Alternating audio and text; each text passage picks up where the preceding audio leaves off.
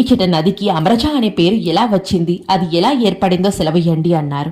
అప్పుడు శ్రీగురుడు ఇలా చెప్పసాగారు. పూర్వం ఒకప్పుడు దేవతలకు రాక్షసులకు భయంకరమైన యుద్ధం జరిగింది. అందులో జలాంధ్రుడని రాక్షసుడు ఎందరో దేవతలను చంపివేస్తున్నాడు.